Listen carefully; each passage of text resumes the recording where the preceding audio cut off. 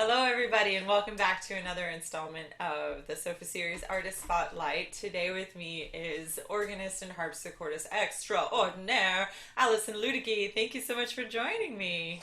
Thank you for having me, Leslie.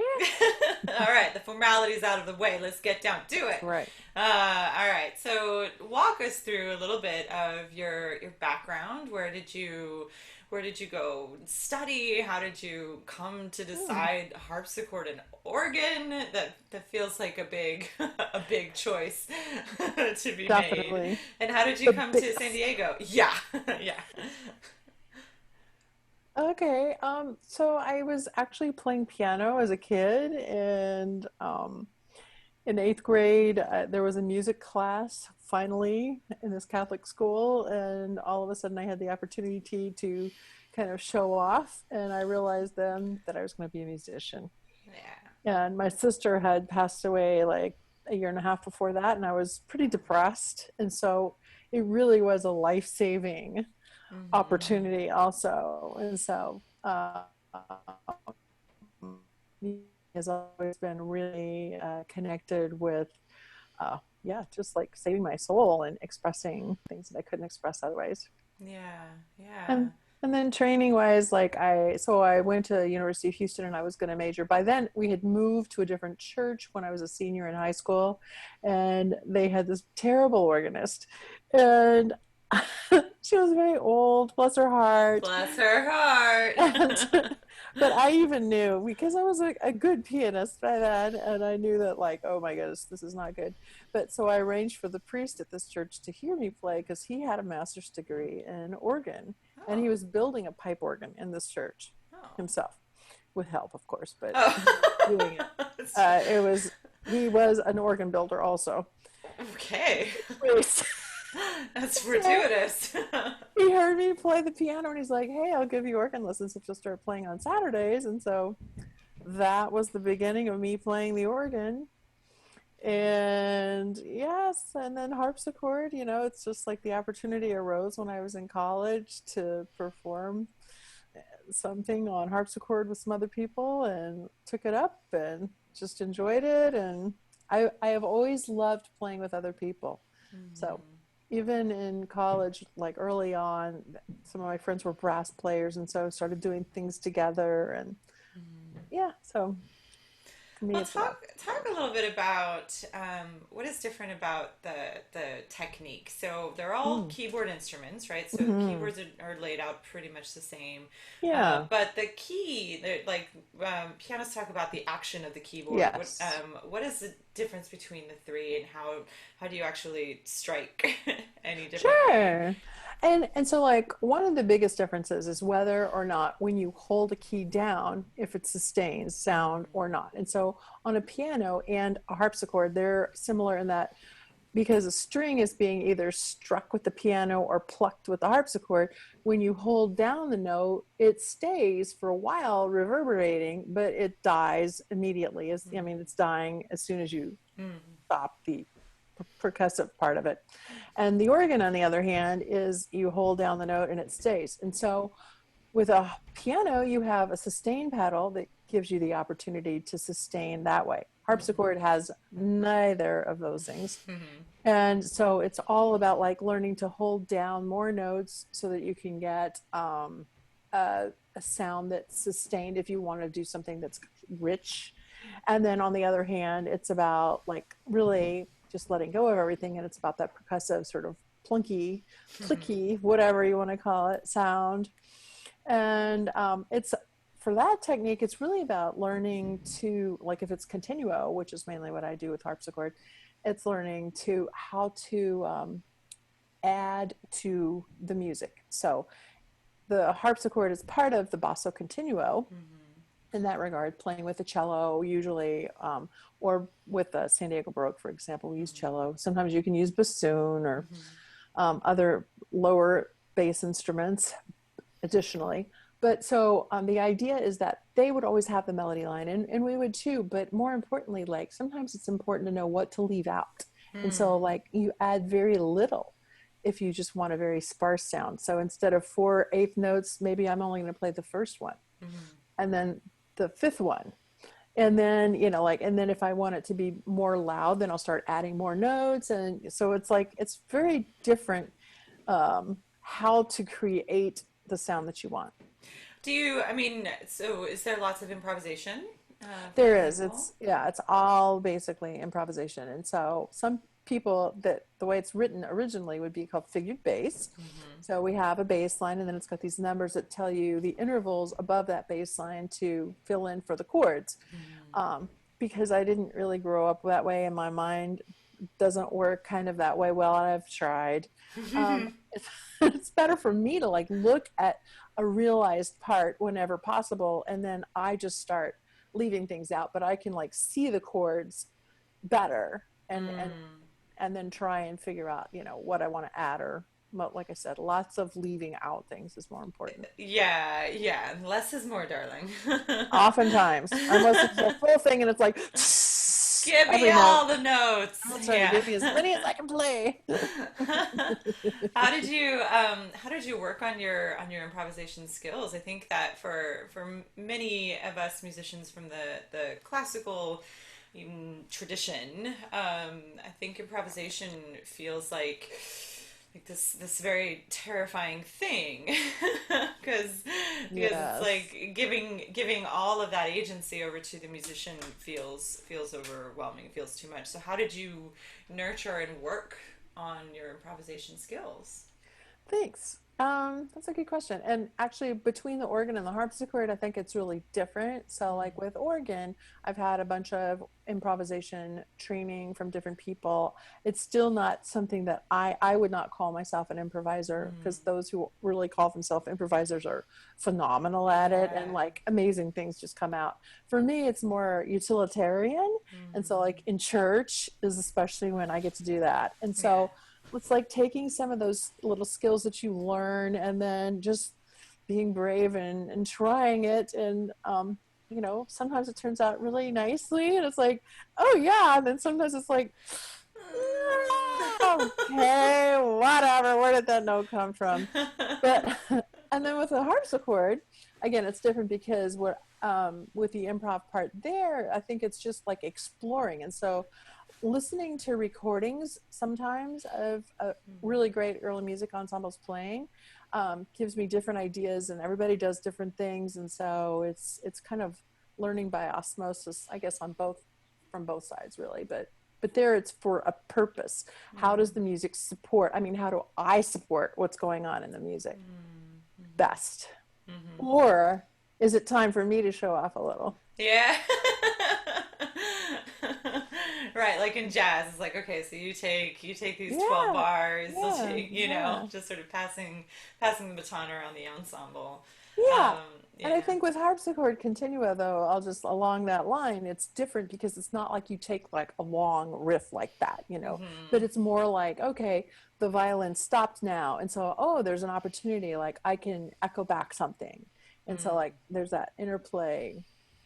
Or That's like really in one of cool. the Vivaldi Four Seasons, where the strings are just sustaining, and it's really all about the harpsichord filling in these chords and adding more, and you know, adding as much as sounds interesting and fun, and not too Not too much. Well, maybe just a little too much. Baroque much. is means what, decorated pearl or That's something, you know? true. Yes, yes, yes, Go yes. for it. Just do it. Yes. Well, what do you find? What do you find in because you do a lot of early music. Mm-hmm. You're a founding member, right, of Mm-hmm. the San Diego Baroque Soloists. What is it about early music? And when we talk about early music, we mean primarily like pre Haydn. Is that right? Yeah, I'd say Yeah. so, because Um, we do some early classical, like, so what is it about that time period that really kind of gets you going? thanks for that. Yeah. I do like the opportunity. Like I was saying, it's fun to figure out, how can I make my part of the music come alive? How can I help the whole piece come alive? And so, like, sometimes it is all about percussion, and sometimes it's about melody, and sometimes it's just about a little pluck. So I do like the playfulness and the creativity of that. And and playing off of other people with them. Yeah. Yeah, it just feels more. Do you feel like it just you have more agency? You have more of like investment in the music that's being presented. Yeah. Well, Yeah, I mean, no, with that, when I'm doing a solo organ piece, I have full investment. yeah, And yeah, so, but it's more like the collegiality and the interplay. yeah, Again, that playing plays well with others is like my yeah, motto. yeah. And You so get a check plus. I like it. Aw. Yeah, yeah. Do you do any is there any contemporary music for harpsichord that you ever do? Not much. I was in my filing of recent times. I found a Persichetti solo that I have for harpsichord, but I didn't get a chance to go through it yet. But I'm kind of curious. And I've done some modern with San Diego Symphony. Even I did a very modern piece with Yeah. harpsichord, Yeah. and it was very fun. What was it? What did you play? I cannot remember the name of it, but one movement was literally one at different times, like, and that was the hardest movement ever. Oh, sure. It's just Oh, so sure. trippy. Yeah, yeah, yeah, yeah. When I'm giving a score and there's like very little to do, I'm freaking out the whole time. It's like, is this enough? Is Right. this right? It's like, is my breath gonna sustain Exactly. it? What's happening? Like, it freaks me out. It's way harder. Give me all the notes. That is in some ways a little easier. Yes. Yes. But when there's absence of things and it's like, Yeah. oh, is this right? Then I Right. panic a little bit. Very, very exposed. Yes, yes, super vulnerable. Yeah. Uh, But otherwise, not so much modern stuff on the harpsichord. that's too bad. There's like such an amazing range of sonority Mm. that can be explored. I think I was talking Mm-hmm. about this. I forgot. I was talking about with Brendan Mm-hmm. that the harpsichord.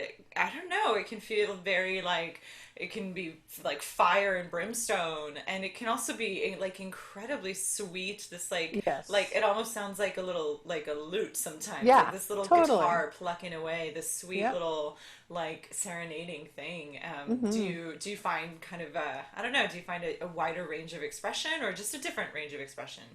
Yeah, just a different range of expression. And the problem I would say with the really soft, sweet sounds on the harpsichord, which I love, is that generally speaking, there's a whole thing about not amplifying this Baroque instrument, and people can't hear it. Yeah. And so it's this catch 22 because I would like to do more of that, but I actually am trying I've talked with our sound guy at St. James Hmm. because I think he's very good with that. And so Yeah. to just try and figure out maybe some subtle way to get a little more Just a sound lift. out. Yeah. Yeah, so that it actually would be heard, because oftentimes I'll end up not being able to have as much dynamic contrast, like playing around with one set of strings, two, or the one with the lute Hmm. stop, because it can't project as well. So Hmm. um, that's one dilemma. Yeah, one. The tiny, tiny little keys, that's the next biggest dilemma. Really? Yeah. Yeah, they're very They're short. very short. And like, I don't have big fingers, long fingers. And so Yeah. my technique has always been much more flat, because that's like, I'm always stretching and reaching, Yeah. and that's the way I learned to play. And so then when I'm trying to do like You have fast to things on the like harpsichord, it's like, ah, they don't know how to work like that. these like teeny little claws just Yes, yes, plucking away. yes. So, Well, let's talk a little bit about the organ. So you started learning mm, the organ as you were saying as a 16, teenager, yeah. right? Yeah. So that I guess in the piano you're sort of like everything is centered on the spine and your arms kind of just hang and they can kind of float back and forth. The harpsichord you're like this, but in the organ you're like this marionette who's just like your Right. every limb every ounce of strength is being utilized. Yes, it's true. It's true. Some Is of it my fun? beginning, It looks it really is fun. fun. It is. I mean, it can be like painful at times, honestly. Like the bigger the organ is, like sometimes you really are so stretched. And if some things are written really awkwardly. Yeah. And but normally, I would say most of the time it's all about, again, it is that posture and trying to have everything, work, your spine together and your arms free. And I think what my students, especially the beginner who are good pianists, for example, Mm-hmm. they have to learn how to like engage their core in a way that they never do when they're sitting at the Right. piano, Right. because you really are then sitting on your sits bones and like everything balances because your legs are up often, and so you're engaging that full thing like you said. And Yeah. yeah. What's your favorite type of music to play on the organ? I I know. love so much of it. I Name your mean, favorite child. Yeah. exactly. I love Bach, I love Buxtehude, but I love all the Frenchy symphonic stuff. And I love Mary Beth Bennett, who I play a lot of her Oh music. She, yeah. speaking of that French symphonic style, she just loves that and writes in that way. What does that mean when you're talking about the French symphonic Craig style? Phillips. Oh, okay, yeah. So the French composers that were in the late 1800s and going into the early 1900s started writing organ symphonies because symphonies had become a bigger thing for orchestra. And so Mm-hmm. then once I would say the organs were electrified because electricity existed and they could have an electric help on the action. And they could also have these pistons that would change sounds, or levers, whatever, to change different sounds and play more. Then you were able to incorporate things that sounded much more like an orchestra, all the different solo stops. So Oh, I'm it just now putting that together. That's like so yeah, obvious. It's an yeah, industrial revolution yeah, development, like yeah, with the railways and yeah, pistons of the trains come the yeah, pistons of the organ. yeah, Duh. yeah. And just that electrified action, it made them a little bit lighter. So because the organs before that, all mechanical action gets very heavy when you're playing a lot of stuff. And so like Yeah. part of it, it's always like the instrument and the music kind of like which comes first, and they kind of like spur each other on. Yeah. And so in order to write that symphonic style, or in order for that to develop, the actions of the organ had to be able to support that and allow it. And so that was happening at the time. And then, like I said, they were just trying to imitate the orchestral symphonies. And so it was multi-movement, 4 to 5 movements, big substantial pieces, like 40 minutes long altogether, for a lot of these working symphonies by Vidor and Vierne. And then that's just their own language that we just Yeah. love still so much.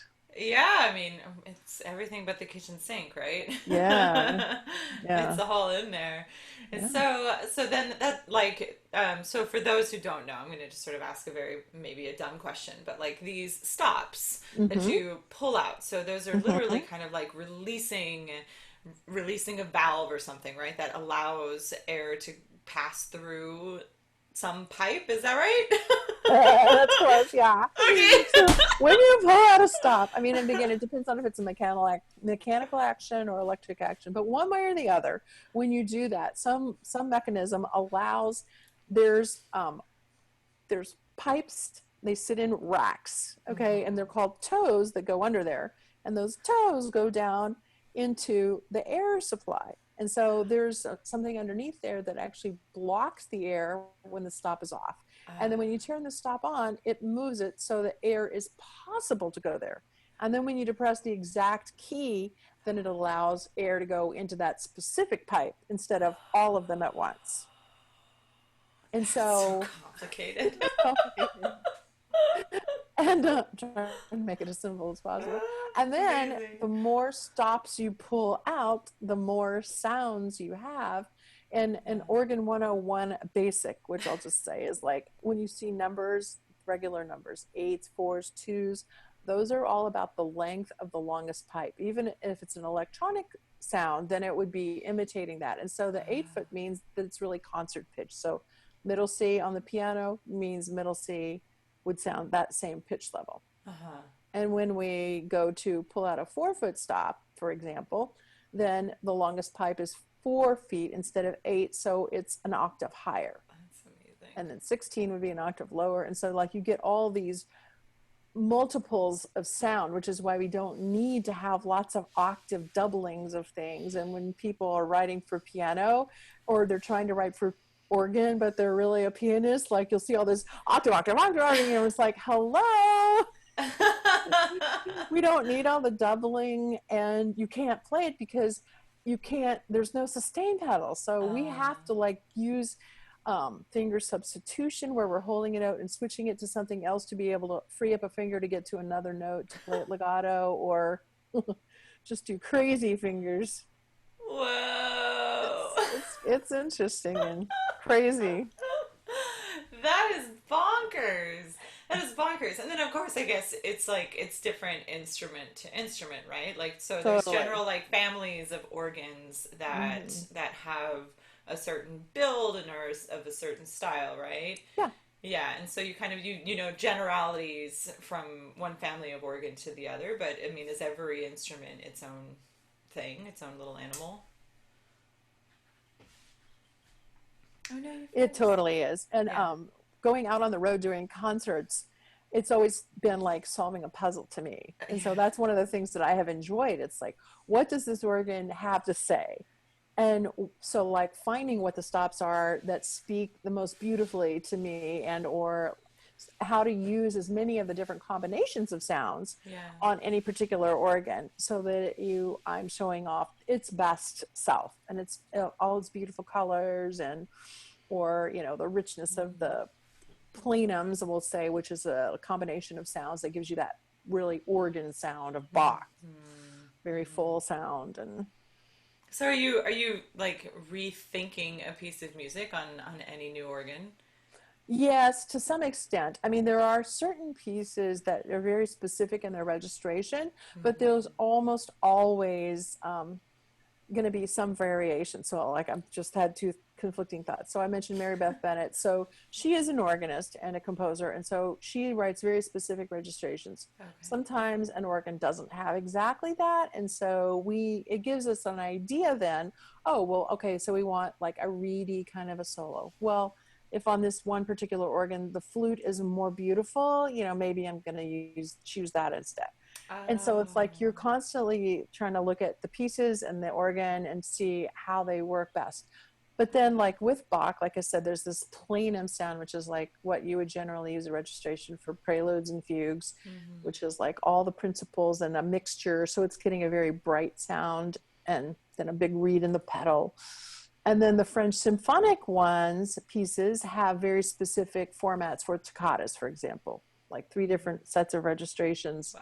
mostly. And then other ones have, like more melodic ones would have more varieties of colors and sounds. That's Then, amazing. I have so many questions. I'm just like endlessly fascinated because yeah. I'm an okay keyboardist. I'm all right, but I just like the to add so many more like richness of complications, like things to consider other than where does my pinky go? Exactly. How does that feel here? Right. Yeah. Oh my God. It sounds like it's just a lot of moving parts. You have a lot of plates to keep It is. spinning at any given moment. Does it ever feel out of control? Oh, sure. Yeah. Yeah, occasionally does. And I'll just say, like, that triggers the memory. The most out of control is if you're in a very live, large acoustic. And if the organ is, for example, at the opposite end from where you're playing, and like there's this actual phenomenon, like you can start playing, especially if you're starting to play something really fast, and it takes like a half a measure for you to even get the sound that is like the trippiest of all. That It's sounds so frustrating. like you feel like I don't feel at that point like I'm actually leading it. It's kind of leading me, and like Yeah. because I'm following the sound. Yeah. And so it's really hard to ignore what you're doing. And so sometimes organs will have then, if they have that bigger organ like in the back of the room, and they'll have a smaller amount of pipes that would be nearer you, and so like you can kind of put those on, and then that helps Oh, to like feel like you're in monitors. control. Yeah, it's like a wire. Yeah, Oh my God, that sounds infuriating. it is, but it's also to give you sound, then that gives you sound from both ends of a room too. So Uh-huh. for people out there, it's probably better too, although they're getting like so it's further apart, the closer into the middle you go, the more in sync they are. The more together it all is. Yeah. Wow. What's your approach to practicing? So, I mean, because there are so many moving parts, it's like, do you parse them out and then like practice one little element, do your feet alone, right hand, Mm-mm. how do you break it apart? Yeah, it depends on the piece, really. But for just super challenging pieces, generally, I'll just try and like go slow and see where spots are, mark them, and TFP, targeted focus practice. TFP, go Oh my on. God. Yes. The What book do is you called The mean? Talent Code. Oh my This is God. like life changing. Really? All Yeah, The right, well, Talent Code. I'll write that And down. it talks,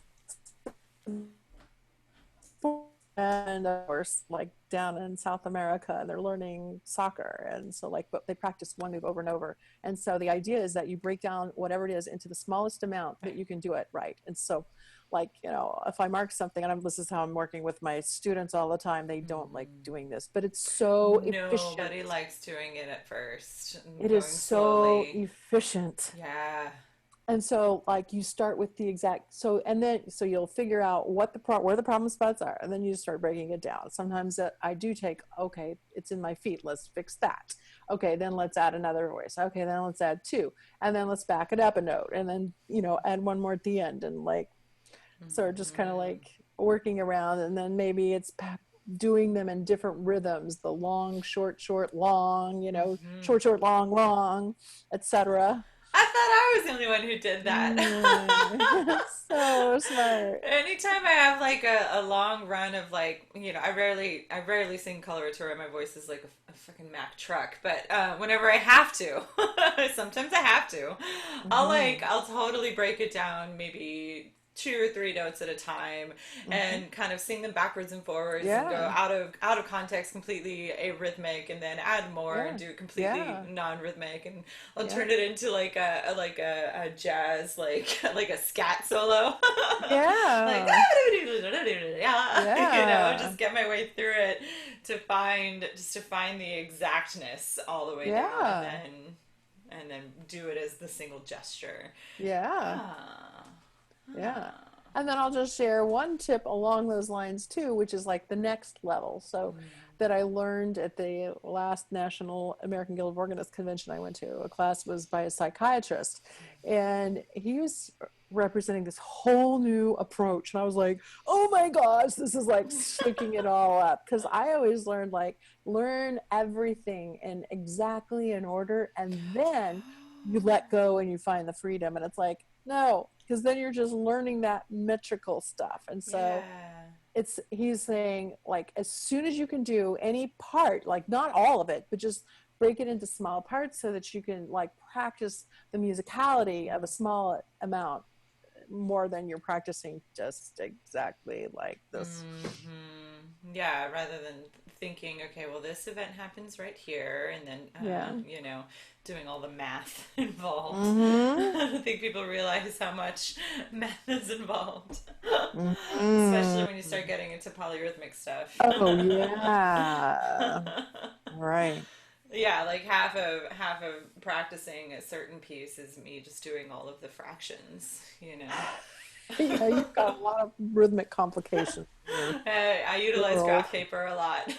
Oh wow. Yeah, it's very heady, and I don't know. I wasn't necessarily bad at math. It wasn't my thing, but but I've come to love it. I've come to like find its sort of intrinsic beauty Yeah. through music, which I never considered ever. Yeah. Yeah. What are you working on during your quarantine? Apart from moving, which is like terrible timing, Terrible Allison. timing. I know. If anybody knows a place to rent between Elmar and Encinitas, holler. Holler. um, so it's funny because in the beginning, like I knew my harpsichord was going to be going away to get regulated, which it's been needing, and it's like no What better is time. what does that mean to Uh, regulate a harpsichord? it means like a lot of so there's a jack. It's called a jack, and these are wooden, and then they have a piece that sticks out called the plectra, and that's what Oh, actually plucks the string. And so after time those wear down, and so they don't speak as well. Some have begun to not speak, and so like I need new plectra probably on a lot of the notes. I see. And then additionally what was happening with my harpsichord is they don't like humidity, and it's Mm, been getting more and more humid for longer periods. And so mhm. what's happened is like my strings will freeze on and I can't move them. And Oh, so it happened for 2 summers. And so like so he's going to actually shave down whatever parts of it's all wood. mm-hmm. And so, he's just going to shave little bits off so that it actually hopefully will continue to work well. And then like I said, Is there a point it's in the crazy. harpsichord's life where you actually like send it to pasture and it's lived a good life and it's time to bid it adieu, or you just keep fixing it Not until a really good one. No, I yeah. don't think so. I mean, this is a really good instrument that I have. And so Hmm, this should help keep it, going quite a while. that's good. Yeah. That's nice. So Yeah. you've had to send your little baby away to go to finishing Yes. So school. baby went away to finishing school again, and another refresher. And so I wanted to like spend more time on harpsichord, and like so I was working on Brandenburg 5 just to see if I want to perform it in the You future with never San have? Diego. No, I have, but I haven't done it in a while. Oh, And so anyway, that would be great. yeah, that'd be fun. And then I was like trying to like do well, so the piano went away first. It wasn't mine. I was babysitting it, so Right. it was time. So I was exploring all the Debussy and Ravel pieces that I love, and now when I go back home, the organ is what's there, and I got my pistons working again because two fuses had blown, Oh, and God. now I know how to fix them. Renaissance woman. Yeah. So I've been thinking about like Handel organ concertos because SD Baroque has asked about it, Yeah. and so like once the organ at St. James comes in, like to include an organ concerto maybe on our box lunch series or other concerts That each would time be or amazing. something. Yeah, let's shout that from the rooftops, just so that everybody knows that San Diego Baroque Soloist does We don't call it Baroque soloists anymore. oh, I'm sorry. Just San San Diego Diego Baroque. Baroque. Got it. Sorry. SDB. My bad. I'm so sorry. That's okay. But you all do it's the first First Wednesday. Wednesday of every Mhm. month. It's called Box Lunch, which is like the greatest play on words ever. Yeah. Um, it's a free concert at Yeah. St. James of just Yeah. wonderful early music. So if Yeah. anybody is available, starting hopefully in the fall, we'll be able to Yes. have some sort of gathering. We hope. I We just hope don't so. know. October. Yes. Oh, it's hard to plan. Fingers crossed. It's so hard to Yeah. plan. Yeah. Oh, Hopefully.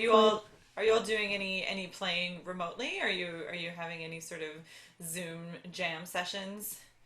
No. No. It's so hard. And like organ, I mean, harpsichord came off better, I thought, across the video, but Mm-hmm. organ, I tried to do some like FaceTime sessions with kids, and it's just It's the hard. sound, it's so much like sound. It's hard. Yeah. Yeah, I would like to find. I mean, if you know the way to actually have us do that more. Although now I don't have a harpsichord, so it's kind of a moot point. There are some apps out there, but it's just Um, audio and not oh, video and audio. And the way that they get around, so the problem is that that audio transfer, nobody has solved the problem of crosstalk, which is annoying. Get on it, Qualcomm. I don't want 5G. I want crosstalk. All right. So like you can't have one person on one end and another person on another end creating sound simultaneously. The Right. all apps and even just your cell phone will choose a winner. It'll choose one Right. of the two to allow through. And so there's some audio apps that have gotten around it by intending a lag, but what you hear sounds simultaneous. So they've kind Oh. of like fudged it a little bit. So you're Hmm. actually playing on a lag, like a little delay, Hmm. but what you hear sounds like the two of you are playing at the same time. Oh, wow. So I think that's pretty clever, but Yeah. it's only audio and not video. And that Yeah. is annoying. So fingers crossed that somebody comes up with a better solution. Yes. Yes. Well, necessity is the mother of invention, so we are finding more and Exactly. more of that now. Exactly. I believe it'll come soon, but it's just Yeah. not available now, which Yeah. we're doing what we can. We are. We are. And thank you for doing an amazing thing in creating this series. Oh, Speaking of which, yeah. It's my pleasure. It's just been it's fun to see what everybody's turning to in this in their sheltering in place time, how it's yeah. just a wide range of pieces that just are bringing people some joy or making people, Yeah. kind of calm, Right. creating some sort of calm amongst all of this anxiety, you know, Some normalcy. a little bit. A little. Just a taste. Yeah, exactly. Well, thank you so much for talking with me, Thank Allison. you. It's been illuminating. I'm going to keep asking you so many questions about organs and Please. harpsichords because I think they're amazing pieces of machinery. They are. They They're are. totally ingenious and clever. Um, just Yeah. yeah, they're amazing. And so you get some incredible sounds out of these giant beasts, Thank you. these wonderful machines. So thank you so much for talking with me about it. Thank you, Leslie. What a pleasure. All right, Great questions. Bye bye bye. bye.